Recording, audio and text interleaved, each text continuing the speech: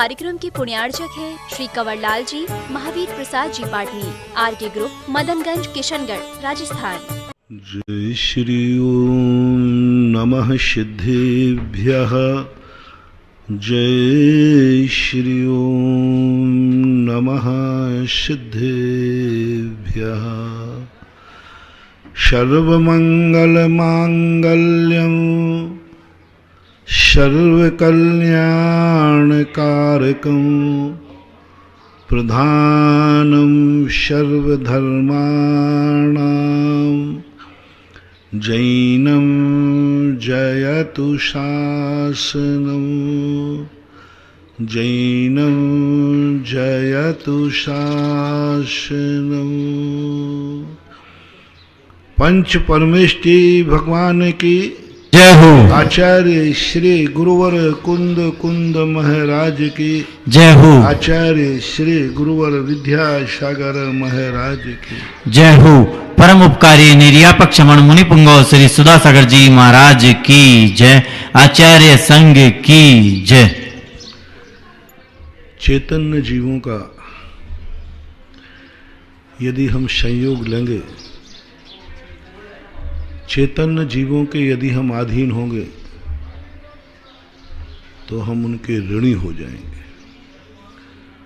और ऋण जब भी लिया जाता है हमें मय ब्याज के चुकाना पड़ता है।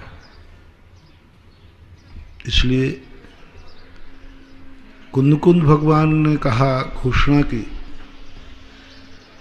कि तुम अध्यात्म में प्रवेश करने के पहले ये बताओ कि तुम किसी से ऋण तो नहीं लिए हो।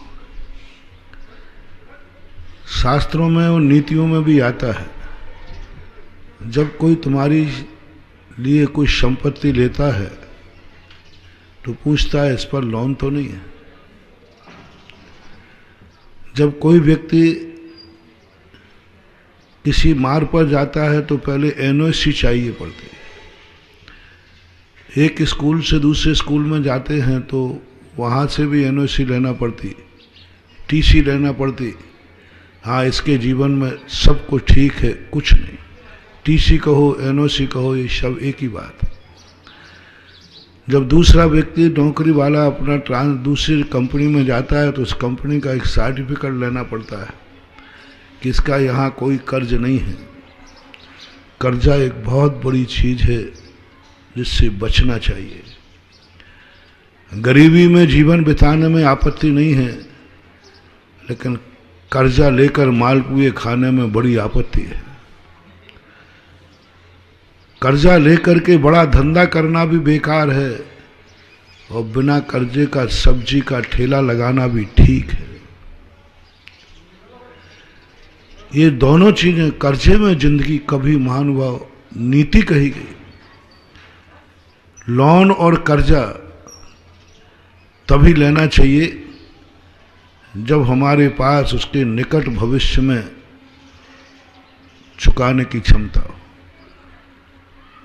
कर्जा के लिए एक बात कही गई, कर्जा देने और लेने वालों को कर्जा तो चाहिए पड़ता है, लेकिन अपनी कोई वस्तु गिरवी रख के लो और गिरवी रख के दो। जितने लोगों के ऋण डूब जाते हैं, वो क्यों डूब जाते हैं? क्योंकि उनको कुवत के बाहर ऋण दे दिया ब्याज के लोभ में। वो जिंदगी में चुका ही नहीं सकते, उनकी इतनी संपत्ति ही नहीं है।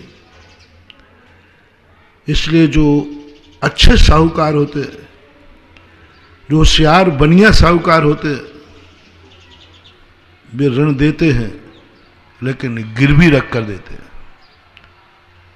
लाख रुपए की चीज है, 60 रुपए में रख लेंगे, गिरवी रखकर। गिरवी रखने वाला कभी डूबता नहीं है, और गिरवी रखने वाले की भी कभी इज्जत खराब नहीं होती।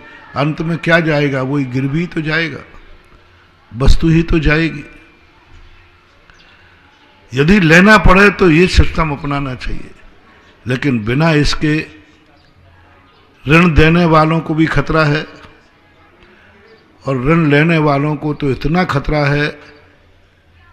किस पर तुम ऋण ले रहे हो? तुम्हारी कुवत क्या है? महाराज ऋण मिल रहा है तो ले रहा हूं, लोन मिल रहा है तो ले रहा हूं, अंत में सुसाइड करोगे या फरार होगे। इसलिए ऋण की बात सभी लोगों के लिए नीतियां दे रहा हूं सांसारिक दृष्टि से। ऋण लेकर के चुपड़ी रोटी नहीं खाना, बिना ऋण लिए रूखी रोटी खा जाना। बिना ऋण लिए तुम्हारे लिए सूखी रोटी भी फायदेमंद होगी, और ऋण लेकर के घी भी खाओगे तो वो भी गैस बनेगा, रात में सोने नहीं देगा, कल सेठ कर्जा लेने आएगा, ब्याज लेने आएगा। बड़े बड़े धंधे लोग ऋण लेकर के करते हैं, बाद में भी दिवालिया होते हैं। प्राय ज्यादातर लोग ऋण लेकर के करने वाले दिवालिया हो जाए। कुवत से ज्यादा ऋण ले लिया, तुम्हारी शक्ति नहीं। मुद्रास्फीति का एक सिद्धांत है, किस देश की मुद्रा का मूल्यांकन ज्यादा होता है, जितनी मुद्रा छापता है उतना सोना रिजर्व में रखता है। और कई समृद्ध देश हैं, 1 लाख रुपया छापेंगे और 5 लाख का सोना रिजर्व करेंगे। अब वहां का जो मूल्यांकन है, डॉलर है, वो सारी दुनिया में सबसे महंगा होगा, क्योंकि 1 लाख पर 5 लाख का सोना रखा है। यानी उस डॉलर, उस रुपये की कीमत 5 गुना ज्यादा होगी दुनिया में। और यदि तुमने पूंजी तो कम है और नोट ज्यादा छाप लिए, भारत देश का नोट सबसे सस्ता क्यों है? क्योंकि छपाई ज्यादा है, इतना कोष में सोना तो है ही नहीं। और अमेरिका जितने नोट छापता है उससे कई गुना सोने को रिजर्व कर देता है। ये कोई लौकिक बात नहीं कह रहा हूं, ये परमार्थ की तरफ से ढाल रहा हूं। व्यवहार तो इसलिए कहता हूं कि आप लोग व्यवहार में जीते हैं, शायद कुछ टिप्स आपको गृहस्थी के जीने के भी प्रवचनों से मिल जाएं तो अच्छा है। तो सारे संसार के लोगों को एक निर्देश है, कुवत से अधिक ऋण लेकर धंधा नहीं करना, कुवत से अधिक ऋण लेकर मकान नहीं बनाना, कुवत से अधिक ऋण लेकर बेटी की शादी नहीं करना, कुवत से अधिक ऋण लेकर के कोई ऐशो आराम मत करना, कुवत से ज्यादा ऋण लेकर के कोई फैक्ट्री मत डालना, कुवत से ज्यादा, अन्यथा बाद में पछतावा पड़ेगा। अभी अपना प्रसंग चल रहा है। जब भी तुम चेतन के पास जाओगे सहायता लेने, चाहे वो अराजक तत्व गुंडा हो, पापी हो, पराया हो, रिश्तेदार हो, माँ बाप हो, भगवान हो, गुरु हो, जब जब जो चेतन है, इसका नाम लिख लें, जो चेतन है उनसे जब भी सहायता लोगे आप उनके ऋणी हो जाओगे, आप उनके कर्जदार हो जाओगे, आप उनके एहसानबंद हो जाओगे। नियम से भगवान से भी हम कुछ सहयोग मांगेंगे, सहायता मांगे तो हम भगवान के ऋणी हो जाएंगे। यहां भी ब्याज लगेगा, यहां भी एहसान मानना पड़ेगा, और हमारी कुवत नहीं है, हमारी कुवत नहीं है कि हम वो चुका सकें। जितना सदुपयोग में रह करके हम मांगते हैं, वह कर्जा तो मात्र सदुपयोग में जाने के बाद ही चुक सकता है। सदुपयोग का कर्जा सदुपयोग से चुकाना बहुत कठिन हो जाता है। इसलिए भगवान का भी यदि हम सहयोग लेते हैं, जो हम विगत 2-3 दिनों से कहा था, भगवान का सहयोग लेना भी हमें भगवान का ऋणी होना है। गुरु से भी सहयोग लेना गुरु का ऋणी होना है। नमोकार मंत्र का सहयोग लेना, नमोकार मंत्र में सब जीवंत आत्माएं हैं, उसका ऋणी होना है। जब जब तुम्हारे मन में आए कि जिससे मुझे सहायता ले रहा हूं ये ऋणी है, ये ऋण हो रहा है, मैं ब्याज के चुकाना पड़ेगा, ये भय तुम अपनी आत्मा में बैठा लो, आपको स्वावलंबन जीने की कला आ जाएगी। ज्ञानी व्यक्ति गरीबी में अपना समय व्यतीत करता है क्योंकि वो जानता है कि ऋण तो मिल जाएगा लेकिन हम चुका नहीं पाएंगे, चुका नहीं पाएंगे। इसलिए ऋण मिलता हुआ भी ज्ञानी व्यक्ति ऋण नहीं लेता। सारी दुनिया सहयोग देना चाह रही है लेकिन साधु सहयोग नहीं लेता क्योंकि हमें ऋण चुकाना पड़ेगा। कितने लोग साधु को क्या क्या नहीं देना चाहते, साधु सहयोग नहीं लेता, भगवान का भी सहयोग नहीं लेता। आगे जाकर जो बड़े बड़े साधु होते हैं उनको भगवान के बैंक से, भगवान के खाते से, भगवान के आशीर्वाद से बहुत कुछ मिल सकता है। वे साधु कष्ट उठाते रहते हैं लेकिन भगवान का सहयोग नहीं लेते। ऐसे ऐसे साधु मैंने देखे जिनकी एक आवाज पर सारा ब्रह्मांड कांप जाए, उनका कुछ भी नहीं बिगाड़ सकता, लेकिन वो पिटते रहते हैं, दुख उठाते रहते हैं, लेकिन सहयोग नहीं लेते, सहयोग नहीं लेते। सुकौशल मुनि में ताकत थी, सहयोग नहीं लिया। पारसनाथ बिजोलिया में 8 दिन तक पिटते रहे, पत्थर खाते रहे, एक आवाज लगा देते सौधर्मंद आ जाता।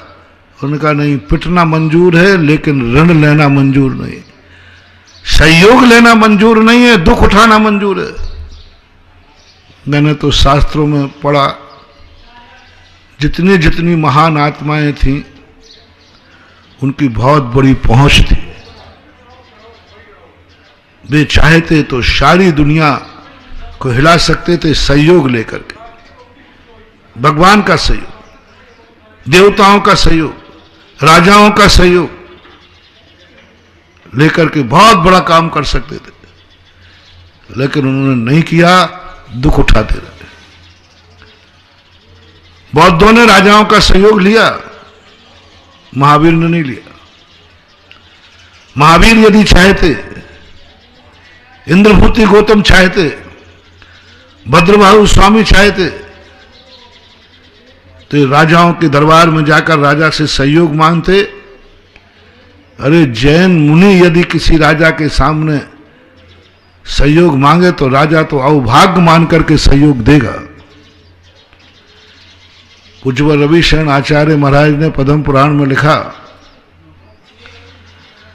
कि एक सहस्त्र बाहु के लिए बंदी बना लिया। राजा के बंदे, रावण के बंदी गृह से आज तक कोई बरी होकर नहीं आया, कभी बरी होकर नहीं आया। वो तो या तो वहीं मरेगा या मार दिया जाता था। लेकिन जैसे ही एक मुनिराज ने, जो उनके पिता थे गृहस्थ अवस्था के, उन्होंने जाकर रावण से कहा कि रावण, सहस्त्रबाहु से गलती हुई, उसे छोड़ दो। रावण जिसका नियम था कि मेरे यहां एक बार बंदी बनने के बाद कोई छूट के नहीं जाएगा, मरेगा या जेल में सड़ेगा। आताताई राजाओं के ये नियम थे। जितने आताताई राजा हैं उनके अंडर में जो बंदी बना लिया गया, कभी उन्होंने माफ नहीं किया, कभी छोड़ा नहीं। आताताई राजा है। जो अच्छे राजा थे वे छोड़ देते, जैसे पृथ्वीराज चौहान ने अपने दुश्मन को 16 बार छोड़ा और एक बार उन्होंने बंदी बना लिया तो जीवन का अंत कर डाला।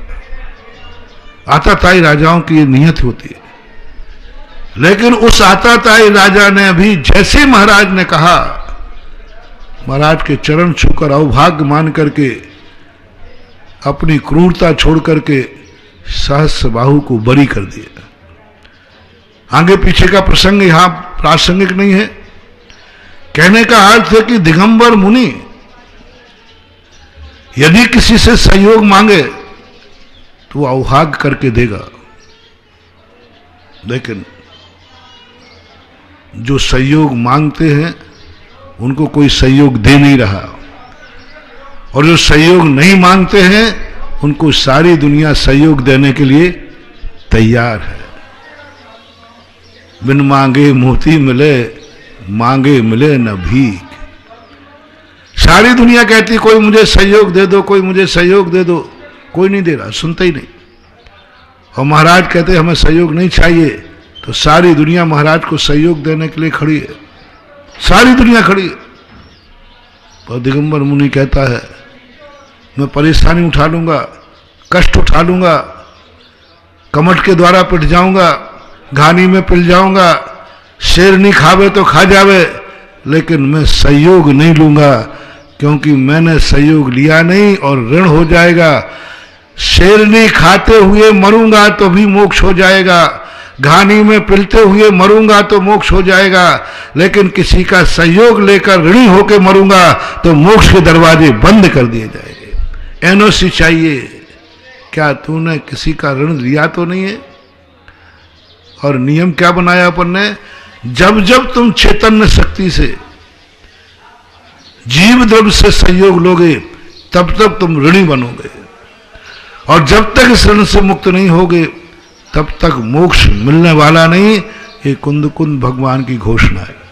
अध्यात्म में प्रवेश नहीं कर पाओगे, शुद्धोपयोग में प्रवेश नहीं कर पाओगे, मोक्ष की तो बहुत बड़ी बात है।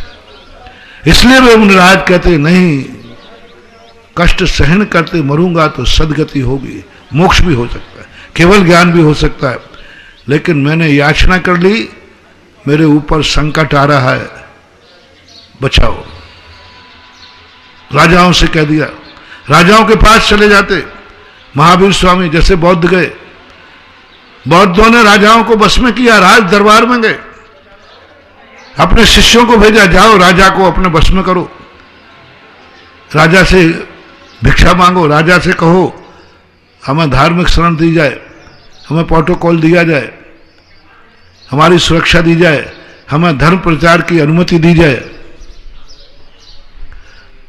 ये अपनाया, महावीर ने नहीं अपनाया, बौद्ध मोक्ष नहीं जा पाए।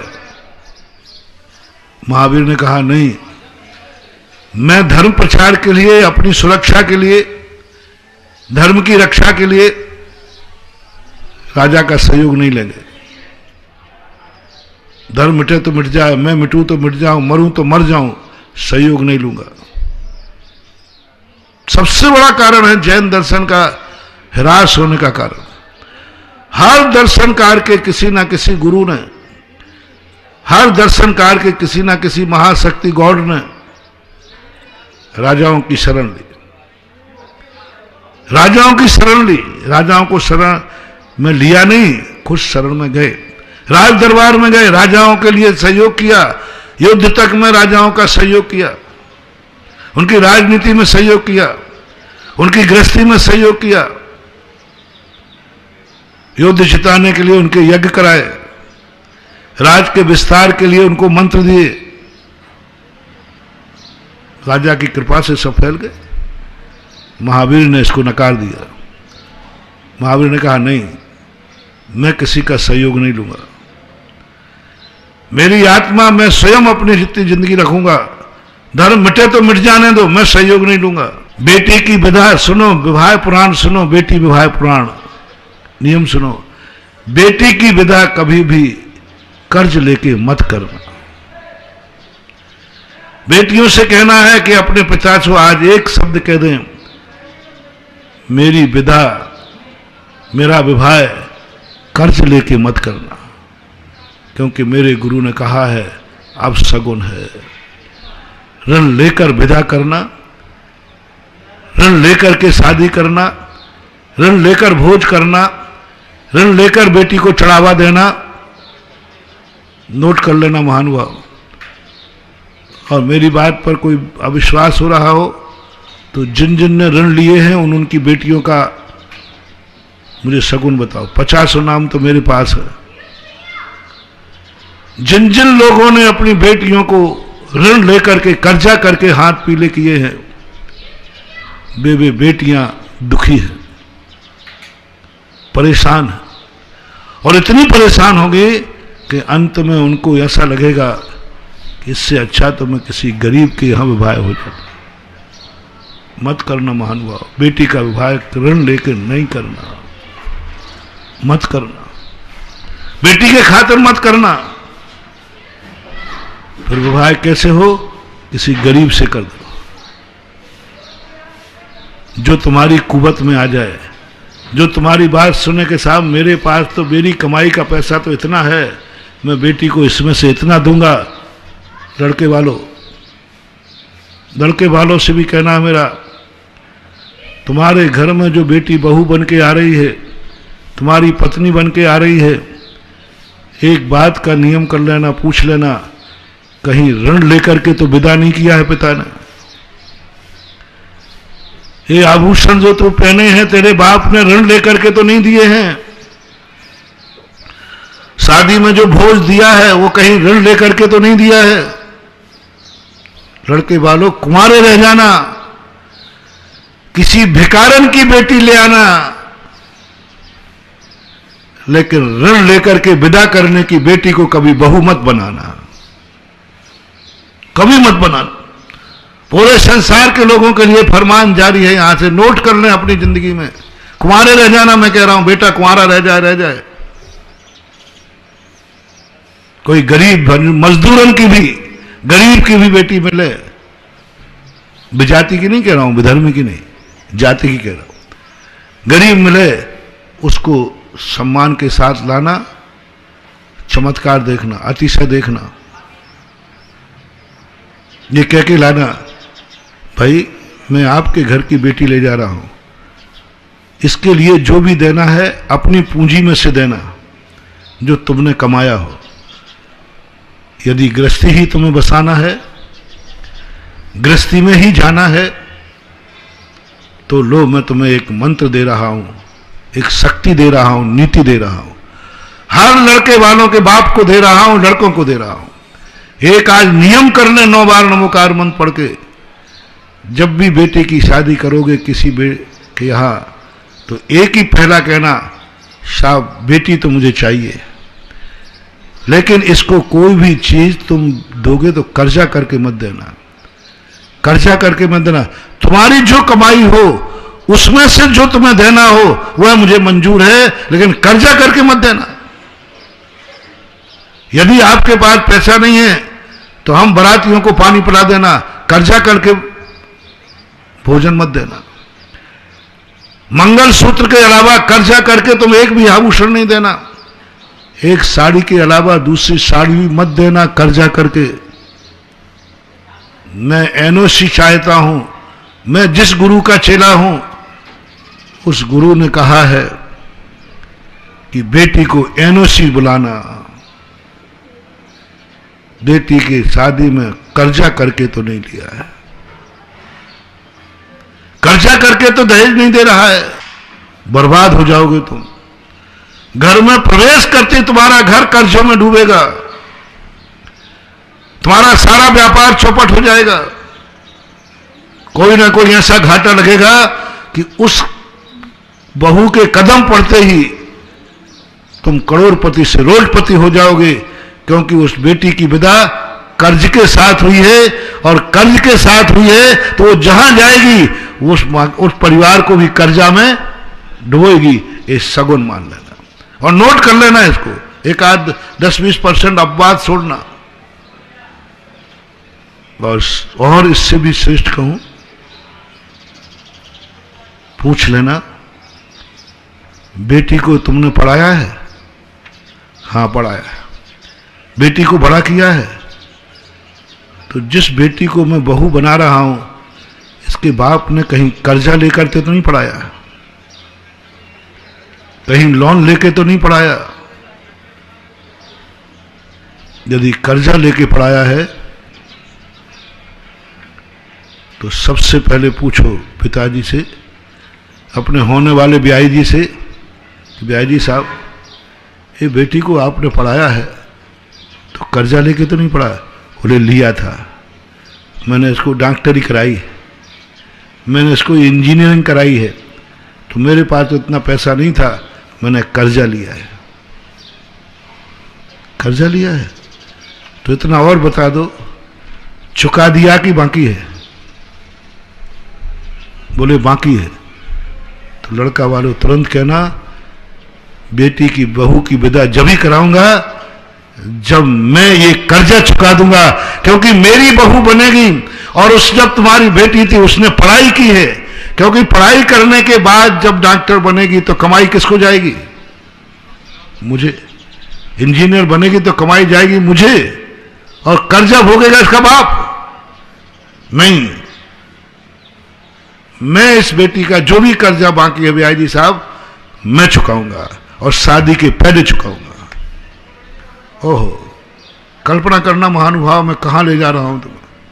और तुम खुद कल्पना करना कितना सगुन, कितना पुण्य हो। किस बेटी को लाए हो तुम? जिस बेटी का पढ़ाई का कर्जा तुमने चुकाया बहू बनाने के पहले। मैं वो बहू लाऊं जिस बहू के कारण उसका बाप कर्जा में डूबा रहे, उसको मैं बहू बना के लाऊं? बर्बाद हो जाओगे तुम। क्योंकि बेटे की जब भी बाप कर्जा चुकाने की बात सोचेगा कहेगा बेटी के खातिर कर्जा लेना पड़ा। ओहो, बेटी की कमाई तो उधर जा रही, कर्जा मैं चुका रहा हूं, तुम बर्बाद हो जाओगे। जिस जिस घर में ऐसी बहुएं आई हों और उनके घर में परेशानी आ रही हो तो आज ही ब्याही जी को फोन करें कि जिस बहू को तुमने मेरे घर की बहू बनाया है उसके नाम से कोई कर्जा तो नहीं है, उसके लिए कोई कर्जा तो नहीं लिया? महानुभाव चुका दो वो कर्जा, मेरे कहने पर चुका दो। सगुन देखो, 6 महीने के अंदर इसका चमत्कार देखना।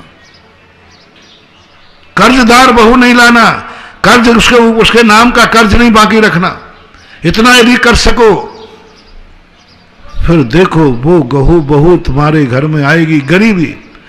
शादी तुम्हें ठाठ से करना है दिखाने के लिए तो ब्याही जी से कहना कोई कर्जा मत लेना,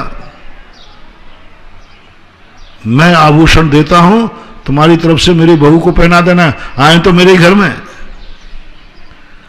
बना के तुम दे देना अपने ब्याही जी को, बोले ये पहना देना, आना तो मेरे घर में है लेकिन सगुन हो जाएगा। बहू बनाने के बाद आभूषण पहनाना और गरीब बाप की बेटी को बहू बनाने के पहले शादी में आभूषण उनके बाप के द्वारा पहनवा देना, वो है लक्ष्मी आ रही है साक्षात। लेकिन कर्जा का एक भी सामान मत देना। सारे संसार के लोग आज एक नियम लें, आपकी गृहस्थी को मैं फलता फूलता देखना चाहता हूं। मैं वो साबित करना चाहता हूं कि बहू जब घर में प्रवेश करती है उसको लक्ष्मी कहते हैं। इसका पैर पड़ जाए तो लक्ष्मी कहलाती है, लेकिन आज कई बार उल्टा हो रहा है, ये हो रहा है। इसी प्रकार मेरा कहना है कर्ज लेकर कभी गाड़ी मत लेना, कुवत से ज्यादा देख लेना कि गाड़ी की किस्त चुकाने की कुवत है कि नहीं। मान लो कभी लोन से उठाना भी पड़े तो पहले ये देखो किस्त चुका पाओगे, कोई उम्मीद है, कमाई है तो ले लेना। बाकी ऋण की गाड़ी में बैठना खतरे से खाली नहीं है, खतरे से खाली नहीं है। कुछ भी हो सकता है क्योंकि वो कर्ज की गाड़ी है। दिगंबर गुरु राज दरबार में चला जाए तो आता है राजा भी खड़ा होकर उनको जो मांगेंगे वो दे देगा। दिगंबर भेसी ऐसा, लेकिन वो किसी के दरबार में गई नहीं, महावीर नहीं, कोई नहीं गए, एक मुनि महाराज नहीं गए। यदि मुनिराज राजाओं का सहयोग लेते आज जैन धर्म का डंका बज रहा होता। उन्होंने कहा ऋण लेकर के धर्म की सुरक्षा नहीं करूंगा, देगा वो दे, उसकी मर्जी, मैं लूंगा नहीं। 700 मुनिराजों ने मरना मंजूर किया लेकिन किसी देवता को बुलाना मंजूर नहीं किया। विष्णु कुमार के पास निमंत्रण नहीं भेजा, महाराज बचाओ मुझे, देवताओं को आवाज नहीं लगाई बचाओ मुझे। बेहोश हो गए, अचेतन हो गए, मरण की स्थिति में चले गए। तो कहते हैं मरना मंजूर है लेकिन किसी से सहयोग लेना मंजूर नहीं है। ये जो मोक्ष जाने वाले मुनिराज होते हैं, जो केवल ज्ञानी शुद्ध उपयोगी मुनिराज होते हैं, जो जिन कल्पी मुनिराज होते हैं, जो उपेक्षा संयम वाले मुनिराज होते हैं, उनकी दशा में शास्त्रों में पढ़ पढ़ कर हैरान रह गया, प्रभु क्यों कर रहे हो? हे पारसनाथ, तो ये कमल एक तुच्छ जीव, एक तुच्छ जीव आपको गालियां दे रहा है, तुच्छ जीव ये पाषाण फेंक रहा है, इसकी औकात क्या है? आपके पास तो सौधर्मेंद्र बैठा हुआ है, जिसकी सौधर्मेंद्र जिनकी चाकरी करता हो, वो एक चौकीदार की गालियां खावे। अरे प्रभु, एक बार स्वधर्म का स्मरण करना है।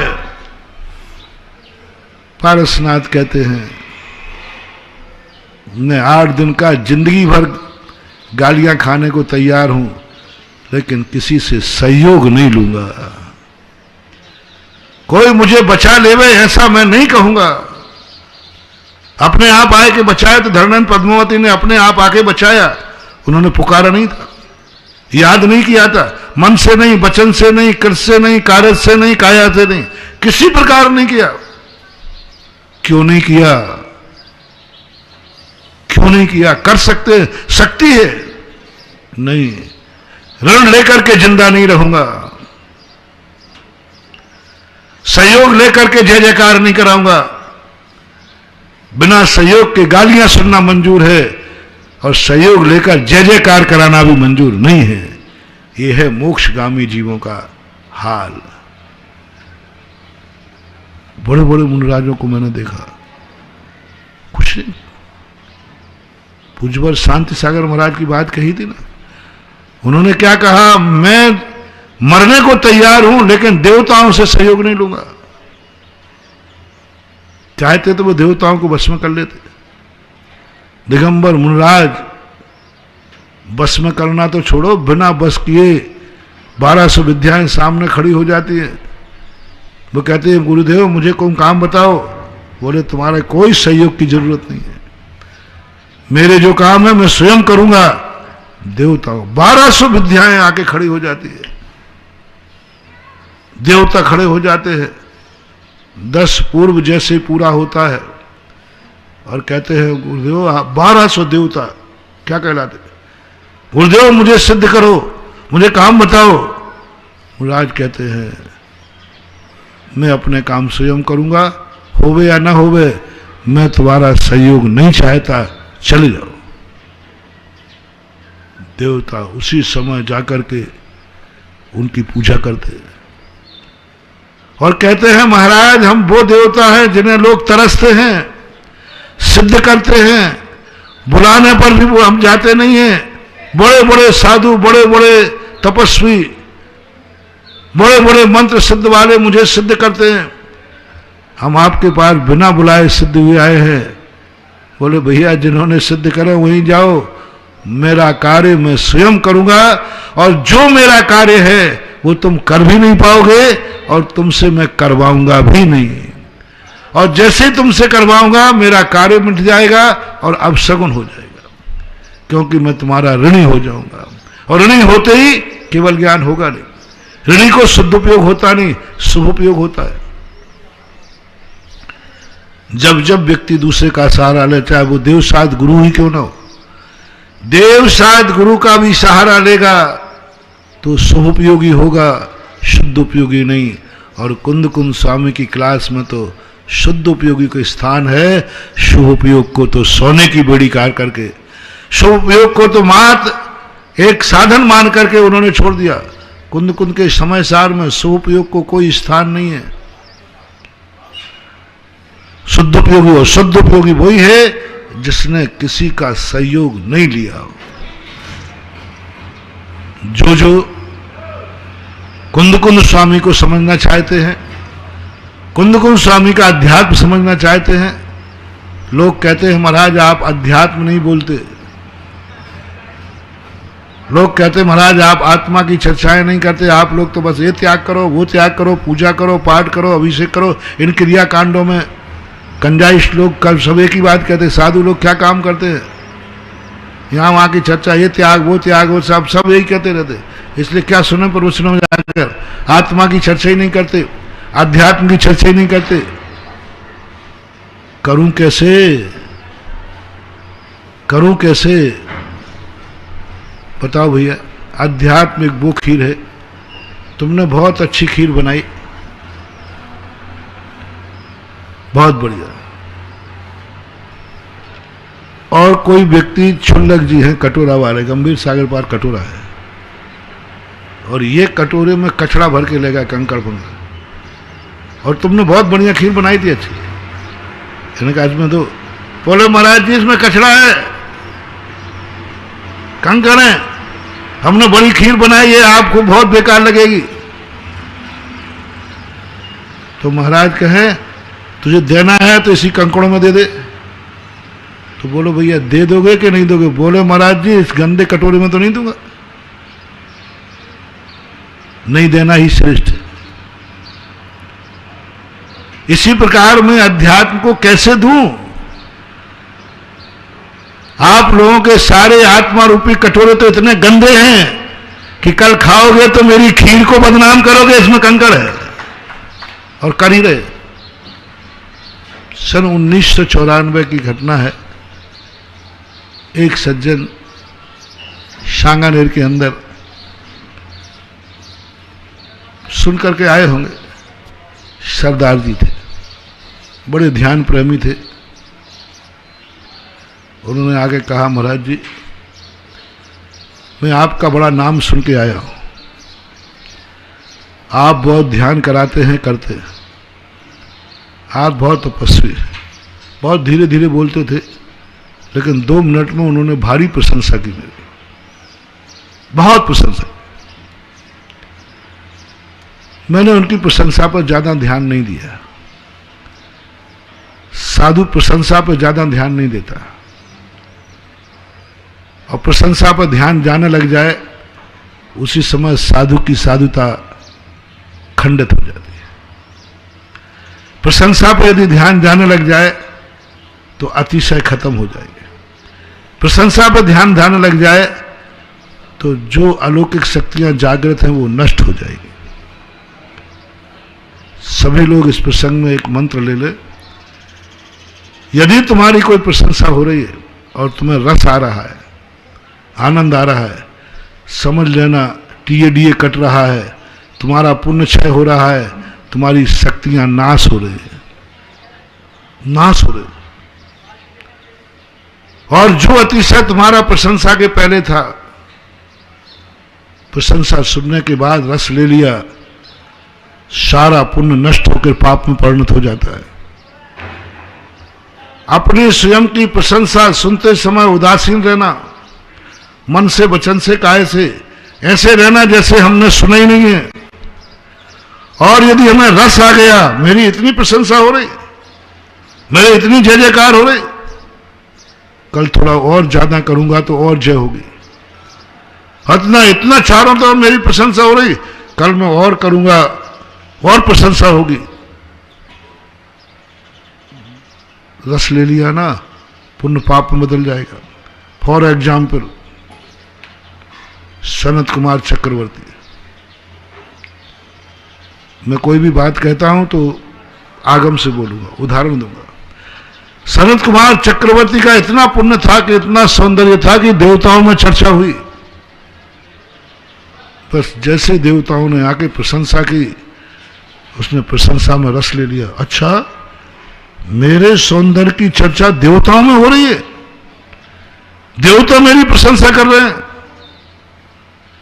ओहो, आप मेरी प्रशंसा कर रहे हैं? हाँ साहब, आपका रूप जो मैंने देखा, जैसा स्वर्गों में सुना था उससे कई गुना आपका रूप देखा। बस इसके मन में भाव आ गया। बोले जब अभी मैं सुबह व्यायाम कर रहा हूं, इस समय इतना सुंदर रूप है। अरे साहब, अभी आप बहुत जल्दी आ गए, अभी तो मैं कुछ भी नहीं लग रहा हूं। राजसभा में आना, जब मैं पूरे 14 श्रृंगार करके बैठूंगा तब देखना मेरा रूप। रस ले लिया, अपनी प्रशंसा में रस ले लिया, अपनी प्रशंसा को उसने गौर से सुन लिया, अपनी प्रशंसा में वह डूब गया। एक अंतर मुहूर्त बाद सुंदर सी काया कोढ़ग्रस्त हो गई, कोढ़ग्रस्त हो गई। कोई पाप नहीं किया था अभी सनत कुमार चक्रवर्ती ने, मात अपनी प्रशंसा में रस ले लिया, सब खत्म। और ऐसा गले शोर कोढ़, उस जैसा गंदा कोई नहीं था। 48 मिनट पहले उस जैसा सुंदर नहीं था और 48 मिनट बाद उस जैसा गंदा नहीं था। दुर्गंध आने लगी शरीर से, कीड़े पड़ गए। मात एक प्रशंसा। कभी भी ध्यान रखना, जब कोई तुम्हारी प्रशंसा करे उसमें रस मत लेना। काम तुमने प्रशंसनीय किया है, तुम प्रशंसा के योग्य हो। लोग झूठी प्रशंसा नहीं कर रहे हैं, तुम प्रशंसा के योग्य हो और वो प्रशंसा करके पुण्य कमा रहा है।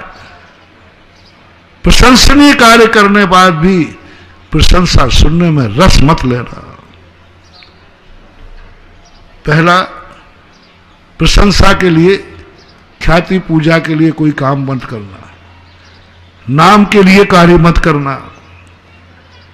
नामकरण के कारण जो व्यक्ति कार्य करता है मरकर हाथी होता है और सूंड बड़ी होती है। नामकरण के कारण जो धन खर्चे मूड मरकर हाथी होएगा, आगे करके सूंड। ये भाव नहीं लाना कि मेरा नाम होगा इसलिए मैं करूंगा, और जहां मेरा नाम नहीं हो रहा मुझे क्या करना है, मुझे क्या लेना देना। कार्य अच्छा है, कार्य धर्म का है, लेकिन रुचि क्यों नहीं ले रहे आप? बोले मेरा नाम ही नहीं हुआ, नाम तो दूसरे का होगा। ये भाव तुम्हारे मन में आ गया, तुम में जो आज कार्य करने की क्षमता थी, अतिशय था, कल खत्म हो जाएगा। क्योंकि तुमने जान रहे हो अच्छा कार्य सही है, करना चाहिए, लेकिन मात इसलिए नहीं किया कि इसमें तुम्हारा नाम नहीं हो रहा था। उसी दिन समझ लेना आपका डाउनफॉल चालू हो गया, आपके बुरे दिन आना चालू हो गया, आपका पुण्य क्षय हो गया। दूसरा, यदि आपने कार्य किया है और कोई प्रशंसा कर रहा है तो रस मत लेना। वो करेगा, तुमने अच्छा कार्य किया है, तुम हो भी प्रशंसा के, लेकिन रस नहीं लेना, उदासीन रहना। मन में सोचना मैंने इस प्रशंसा के लिए काम नहीं किया था, ये काम प्रशंसनीय था। प्रशंसा के लिए काम नहीं किया था, ये काम प्रशंसनीय था। नाम के लिए काम नहीं किया था, ये काम नामी था। नाम में और नामी में कितना अंतर है भैया? ये काम नामी था, नामी यानी नेक था, अच्छा था। मैंने नाम के लिए नहीं किया, नामी काम किया।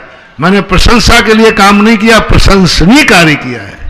ये कार्य प्रशंसनीय था इसलिए मैंने किया है, प्रशंसा के लिए नहीं। देखो एक शब्द में कितना, प्रशंसनीय कार्य करना पुण्यवर्धक, प्रशंसा के लिए करना पापवर्धक, नाम के लिए काम करना पापवर्धक और नामी काम करना पुण्यवर्धक। मैंने इसके लिए किया नहीं, रुचि नहीं लेना ज्यादा। लोग तुम्हें प्रशंसा की भट्टी में ढाल करके तुम्हारा सब कुछ मिटा देंगे। प्रशंसा की आग एक ऐसी आग है जिस आग में अच्छे अच्छे लोग जल जाते हैं। अच्छे अच्छे लोग जलकर भस्म हो गए प्रशंसा की आग में, बर्बाद हो गए। और प्रशंसा की आग, प्रशंसा सुनने की जिनको आदत पड़ जाती है उन्हें दुनिया ठग लेती है, दुनिया बुद्धू बना देती है। जो चाहे उनके दो, प्रशंसा करो और जो चाहे काम करा लो।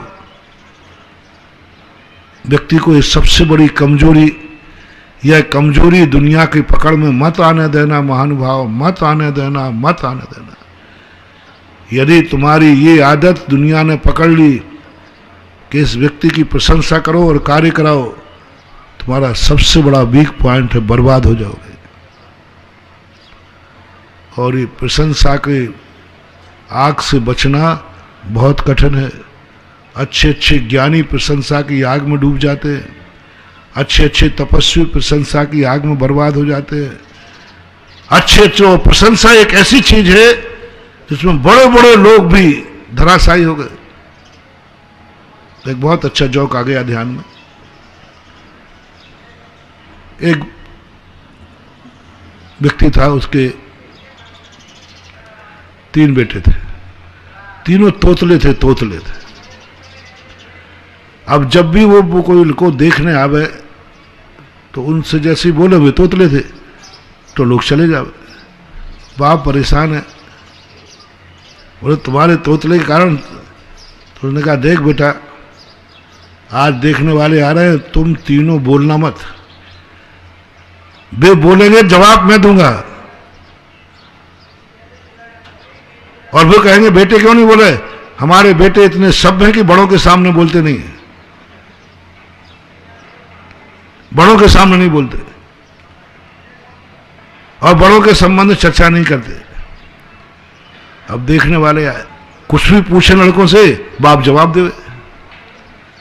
वो कहें भाई तुमसे नहीं चाहिए मुझे, तुमसे इनसे नहीं, नहीं मेरे बच्चे बड़ों के सामने नहीं बोलते, बहुत सभ्य। लड़की का बाप बहुत होशियार होता है, ध्यान रखना। संसार में सबसे ज्यादा होशियार होता है तो लड़की का बाप, क्योंकि अपने कलेजे के टुकड़े को पराए हाथ में सौंपना है। बहुत सावधानी से प्राण निकलते हैं बाप के। पराए अनजाने हाथ को सौंप रहा हूं, और बेटी जैसी वस्तु, कांप जाती उसकी आत्मा। दुनिया के कितने बड़े काम करे उसकी आत्मा नहीं कांपती। हर माँ बाप की आंख जब बेटी को पर के हाथ में सौंपना निश्चित करते हैं तब कांप जाती है। बहुत होशियार होता है। वो बेटी का बाप ऐसे ही दे देवे। उसने कहा ठीक था। उसने भी कहा क्या आपके बेटे हैं? क्या आपका ये बेटा तो ऐसा लग रहा है, ऐसा लग रहा है, मैंने तो देवताओं के जैसी सुंदरता है, इतना सुंदर देव बेटा, इतना सुंदर बेटा, ऐसा क्या है? ओहो। और लगा उस बेटे की प्रशंसा करते करते। अब बेटे को बाप ने क्या कहा था? चुप रहना। अब उसने इतनी प्रशंसा की, इतनी प्रशंसा की कि वो अंत में बोल पड़ा, अरे अभी क्या देखिए मेरा, अभी क्या देखो है तुमने, अभी तो हमने तिलक नहीं लगाओ, अभी तो हमने तिलक नहीं लगाओ। अरे ये तो तोतला है, बोल पड़ा।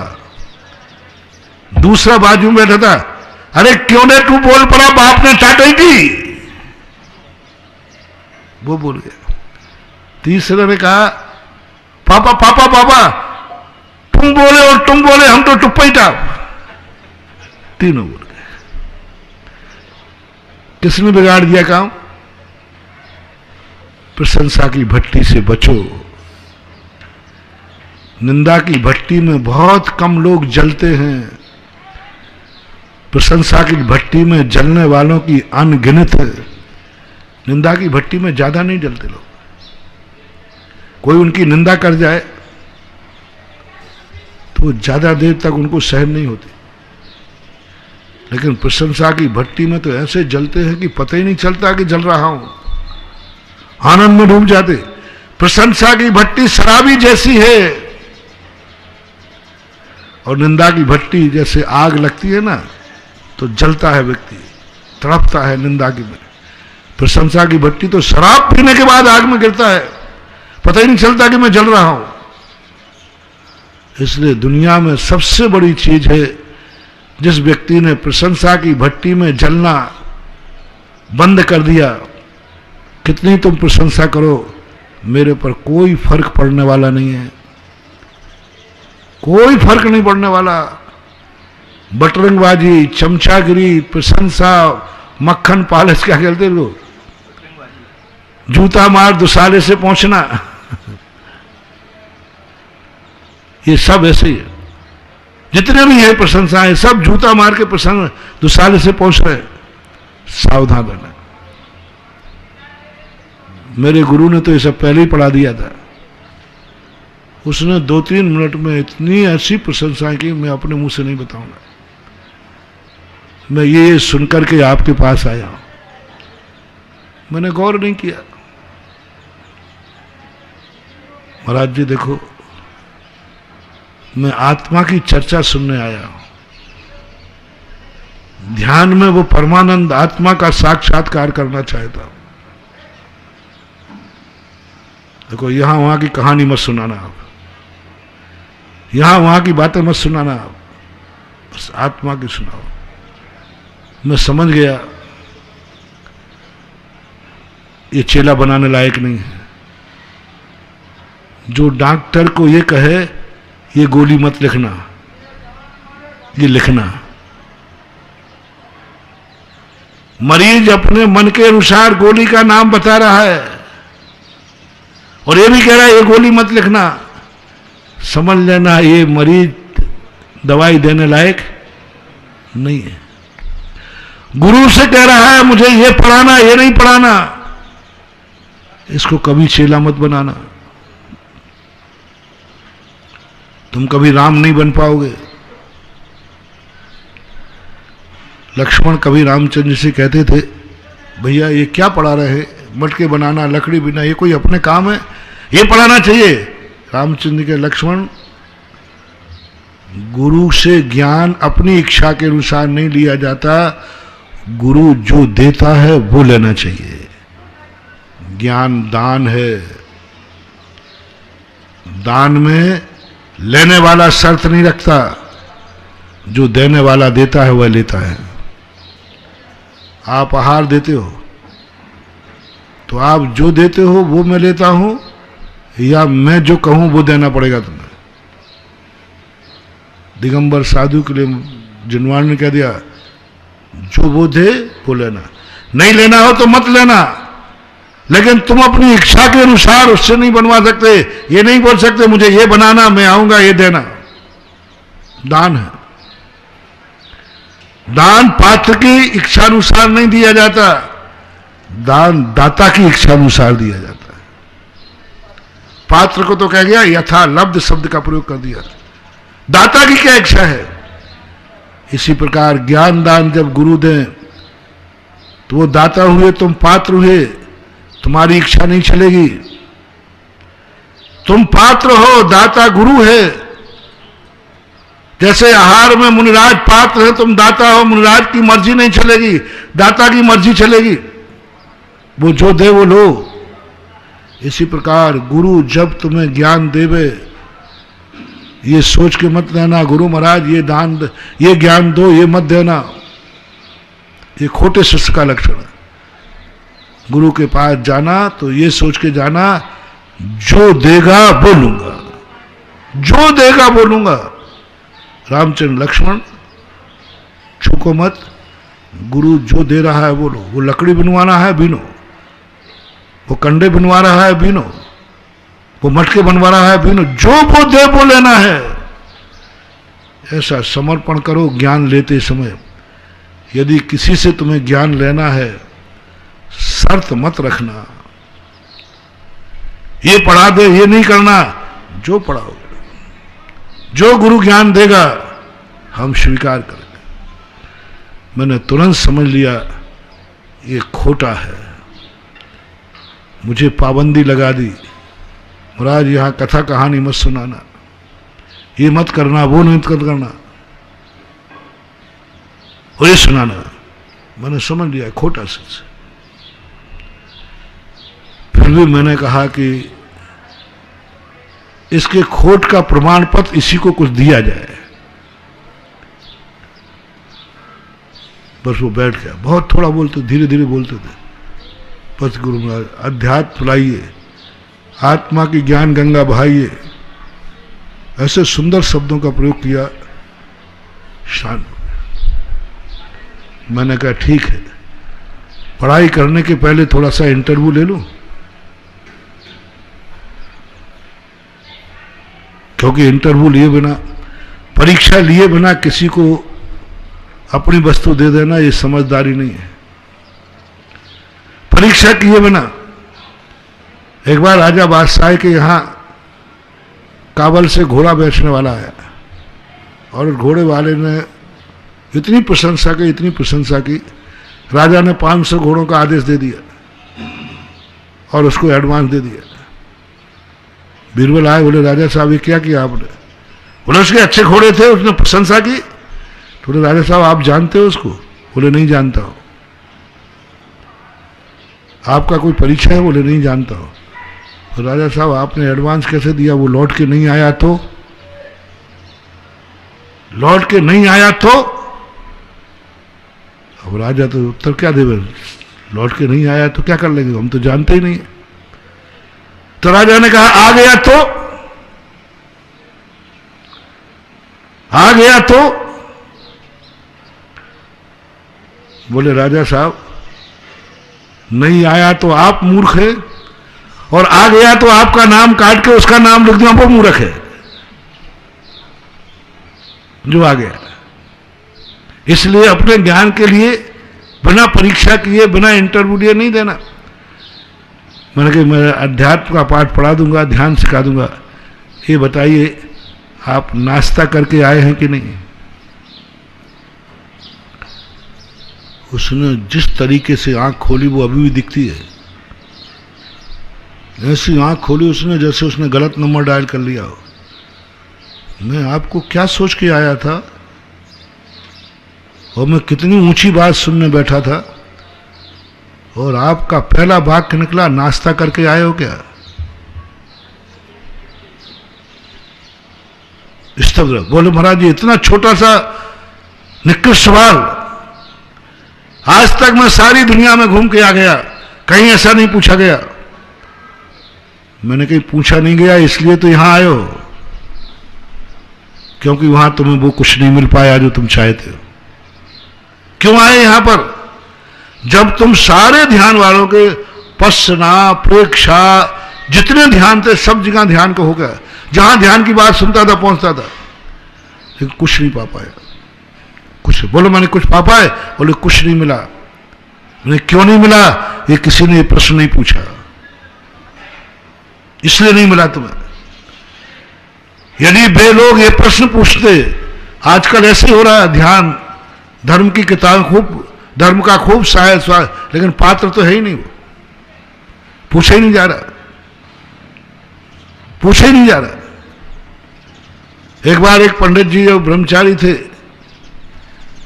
उन्होंने शाम को 6 बजे 7 बजे के लगभग ध्यान लगाना, बोले सब आओ मैं वो सुधा सागर वाला ध्यान सिखाऊंगा। तो एक शिवरात्रि खड़े हो गया कि साहब वो तो जब सिखाते हैं जब 10 दिन घर छोड़ते हैं, एकासन करते हैं, तब सिखाते हैं, यहां तो हम लोग गुटखा खा के बैठे हैं। अब देखो ध्यान तो सिखाने बैठ गए लेकिन पात्रता का ध्यान नहीं दिया। जो शिवरात्रि उन्होंने हुटिंग कर दी। आप अपना ध्यान सिखाइए, सुधा सागर वाला ध्यान तो तभी सिखाने रखते हो जब 10 दिन के लिए कम से कम घर त्याग करके और आत्मा में बैठो। महावीर भगवान की। इस कार्यक्रम के पुण्यार्चक थे श्री कंवरलाल जी, महावीर प्रसाद जी पाटनी, आर के ग्रुप, मदनगंज, किशनगढ़, राजस्थान।